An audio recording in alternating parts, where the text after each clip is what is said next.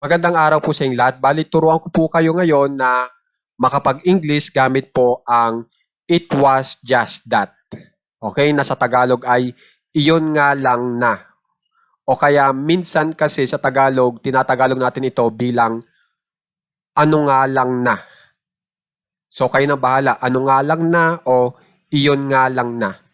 Okay, na ang gagawin po natin dito ay meron po tayong mga pamimilian dito sa baba na kayo na lang pong bahala na sa palagay nyo ay pwede nyong magamit. Okay? So, umpisa na po natin. Halimbawa po, ito, iyon nga lang na ang pag-timing ay sala.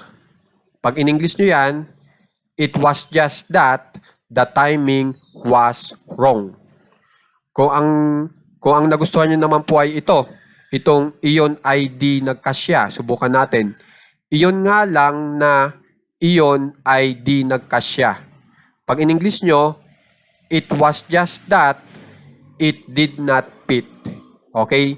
Ngayon, itong it o iyon, kung mapapansin nyo, meron siyang itinuturo. Okay? Pwede natin pangalanan yung itinuturo niya at yun yung ipangahalili natin dito sa salitang iyon o ipangpapalit natin dito sa salitang iyon o it. Katulad po nitong the dress, ang damit. Kung ito yung itinuturo mo gamit yung iyon o it, pwede natin ipampalit ito. Subukan natin.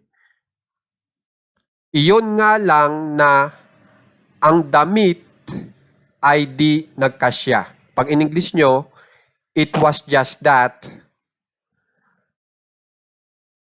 the dress did not fit.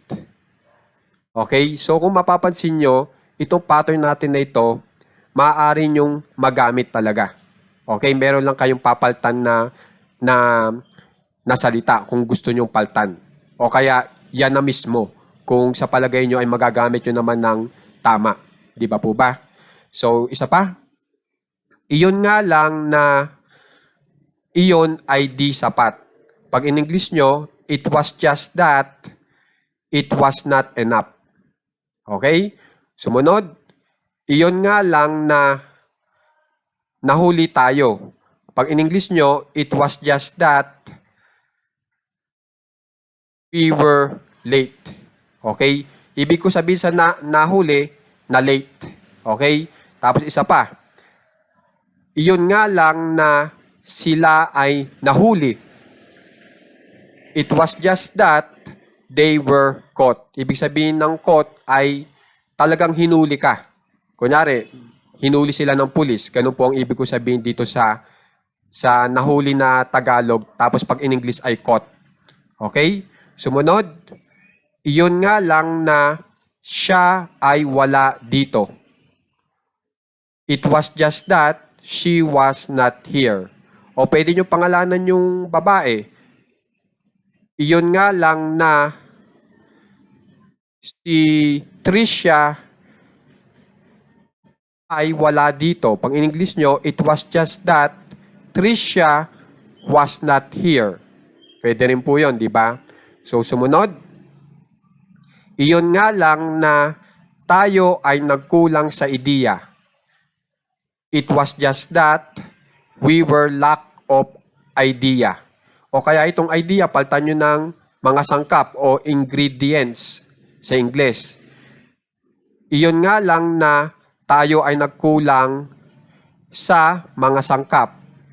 It was just that we were lack of ingredients.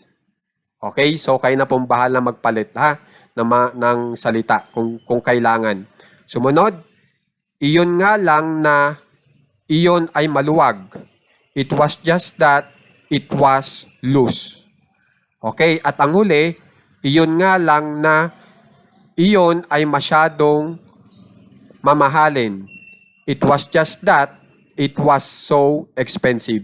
Sa palagay ko, magagamit nyo rin po agad ito kasi ito pong mga salitang pinag-aaralan natin o ibinibigay kong leksyon ay laging ginagamit. Okay? Kaya sana makikipractice po ito para gumaling po agad kayo sa paggamit ng it was just that. Okay po? Maraming salamat po.